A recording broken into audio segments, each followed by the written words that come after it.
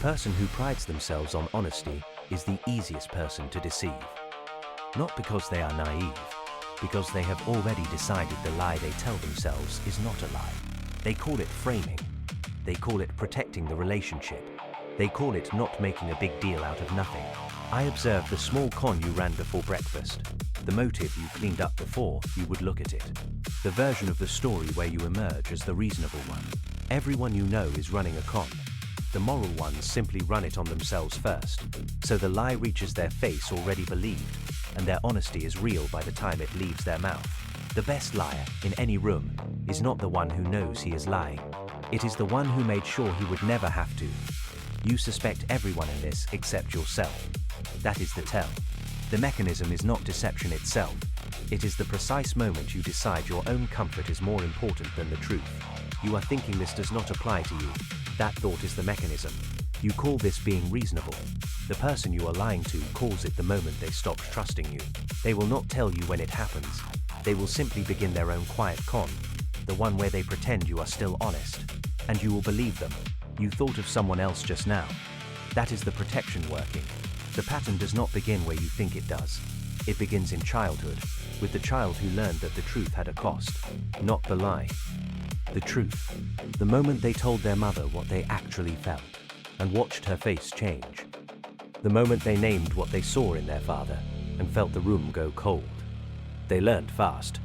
The truth was a currency that bought punishment. The lie was a shelter they built with their own hands. This is not trauma in the dramatic sense. This is the ordinary education of a human being. Every child learns to read the room. Every child learns which version of themselves keeps the peace. The ones who become the most dangerous later are the ones who decided early that they were above this. They were honest. They were direct. They were not like the others.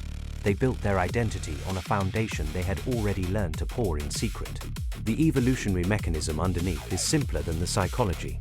The human brain did not evolve for accuracy. It evolved for coherence. A coherent story keeps the group stable. A coherent story keeps the individual functional.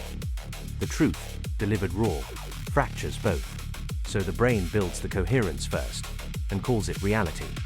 The lie is not an addition to the system. It is the system's default output. You do not have to work to deceive. You have to work to stop. What this looks like in practice is not dramatic. It is the email you write to your partner about the thing that bothered you, the one you read 12 times and delete. It is the conversation you rehearse in the shower, assigning yourself lines that are honest, and them lines that are receptive, and then never having the conversation at all, because the rehearsal satisfied the need. It is the decision you make 3 times without executing, each time telling yourself you are still deciding. You are not still deciding. You have decided. You decided to keep the peace. You decided your comfort was more important than their knowledge. You call this kindness. The mechanism does not care what you call it. At work it looks different but operates the same. You tell your colleague the project is fine when you know it is not. You tell yourself you are being supportive, building confidence, not micromanaging. What you are doing is avoiding the discomfort of being the one who names the gap between what is and what should be. You will not connect your silence to the failure. The mechanism has already filed your silence under diplomacy. The intelligent person's version of this pattern is the most elegant. They do not simply lie. They construct frameworks. They have read enough to know that cognitive dissonance is a thing, that confirmation bias shapes perception, that memory is reconstructive. They use this vocabulary not to escape the pattern, but to describe it while remaining inside it. They say they are processing. They say they need more information. They say they are being thoughtful. What they are doing is the same thing anyone else would do. They are not moving. The intelligence is in the service of the stillness.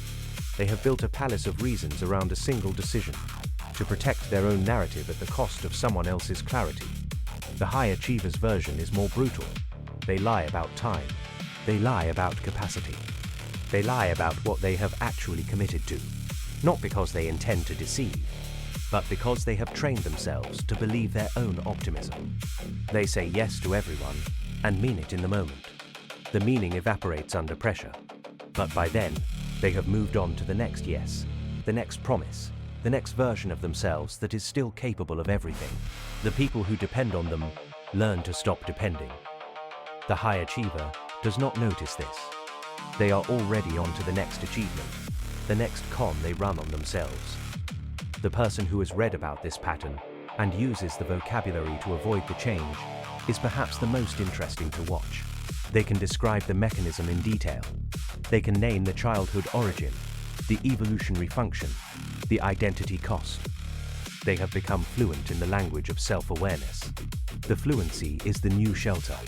They believe that naming the pattern is the same as exiting it. They do not see that the naming has become part of the pattern, a way to feel the sensation of movement without actually moving. They are in a room with 10,000 doors and have learned to describe each one beautifully, without opening any. From outside the mechanism, what is most striking is not how often it fails people. It is how reliably it protects them from finding out. The cost is not the lie itself. The cost is the self that exists only in the space between the lie and its maintenance. You believe you are honest because you have never checked. You believe you are close to people because you have never told them the thing that would test the closeness.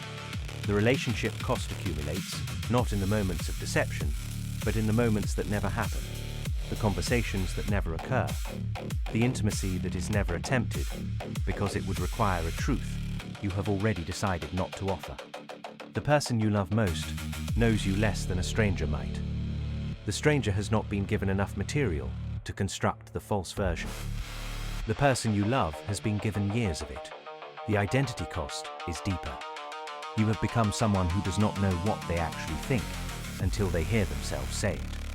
You have become someone whose internal monologue is a press release. You believe your own summary because you have never heard the raw data. The moment of genuine self-recognition, if it comes late.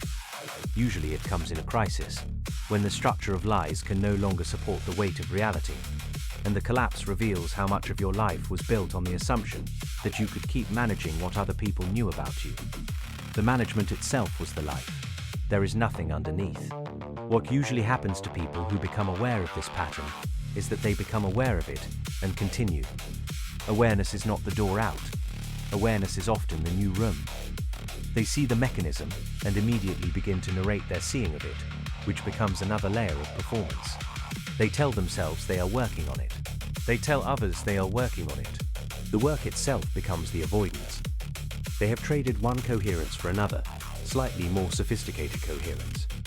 The rare exception is the person who stops narrating entirely, who sits in the discomfort of the truth without turning it into a story about their growth, who delivers the information and lets the relationship find its actual level. This is rare because it requires giving up the comfort of being seen as reasonable, as kind, as the good one. It requires letting someone else have the real version of you and discovering that they may not want it.